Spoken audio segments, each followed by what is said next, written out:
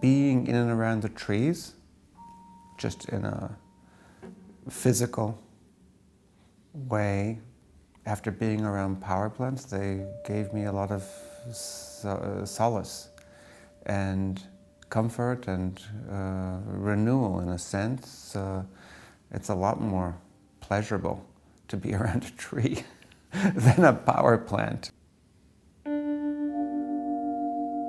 After American Power, I wanted to make a work that was closer to my home place. So it was a chance to think about the city and to not travel so far afield. But also, I wanted to make a work in the simple sense that was more about honoring and celebrating a subject and less of a lament, which is what I felt American Power came to be. The project is encompassing the 5 boroughs. So it wasn't just Manhattan, which is where I live, my home place. It was Bronx, Brooklyn, Queens, and Staten Island. So in moving out to all these boroughs and doing extensive research and also thinking about the history of New York since it's been settled over the last 300 plus years, it came to my understanding that more than half of our trees are not native trees. They're immigrant trees.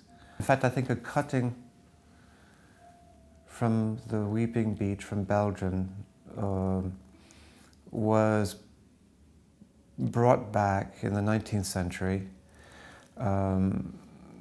through a nursery owner named Samuel Parsons, who had a very burgeoning nursery in Queens, which was then mostly farmlands. And the original tree was planted in Queens, and then that tree, was then spawned other trees, first in the New York area, and then, that tree's all over North America now. One reason that I chose black and white was that I didn't want those punctuating elements, the street lights, the brightly colored park bench, the red fire hydrant, the person walking down the street with a fluorescent red jacket, to become distractions. And at the same time, I wanted to be able to potentially include those relevant but secondary details. Once I decided to work on with black and white as a medium, I decided to use an 8x10 camera. So that meant I shot film. There's no 8x, if you shoot an 8x10, the only other way would be to do a multiple digital capture, and I'm interested in making a single capture, not making this kind of construction. I did some testing in the printmaking, and I realized that there was a kind of resonance and depth, tonal range, quality, and detail that was very drawing-like with the analog optical prints from a large format black and white negative, and there's still paper being produced and masterful printers. So I chose that method to work analog because I preferred the way the prints looked. They're not landscape pictures. They, in some sense, they were not intended as in a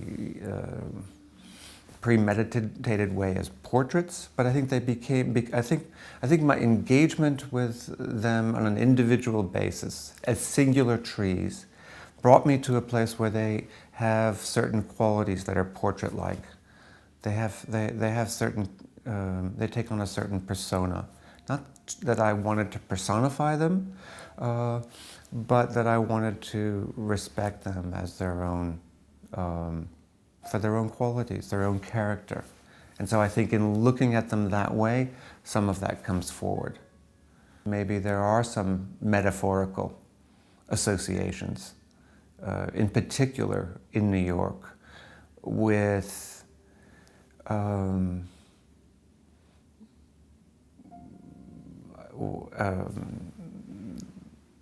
what it takes to endure in the climate of a very urbanized landscape like New York.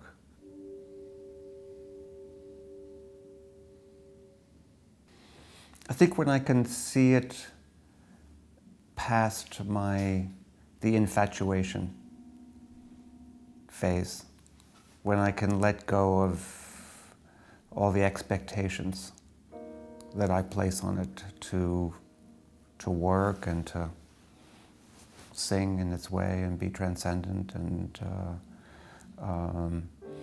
give it some time just to sort of become its own thing and really, in a way, separate itself from me. And then when I can see it as something that I still feel a kind of deep connection to, but maybe less possession of. The ego is, it's necessary to, in some way, to fuel the kind of motivation that it takes, the insanity to be an artist, to make work and so on. But in the end, it's something you have to, I think, to work very hard to keep in check. I've never said it quite like that before, but I think that there's something there. So it just takes time. I could easily get stuck in all the conflicting ways of thinking about how to proceed. But when I turn to my intuition, I enable myself to trust my instinct and rely on a kind of refined sort of visual acuity, but at the same time a kind of empathetic connection to the tree. And at the same time, it's taking place, intuition, in conjunction with a kind of critical reflection. And sometimes the difference between what is working and what isn't working is very subtle and not even explainable in verbal terms.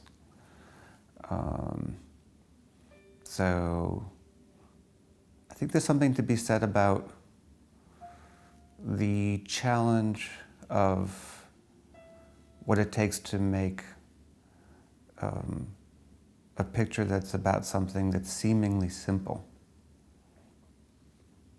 and in fact is not, and to allow it to be expansive. Being around these trees, many of which have lived for hundreds of years and will live beyond me, that itself is kind of humbling, because it makes clear just how vulnerable, but also how human I am, we are,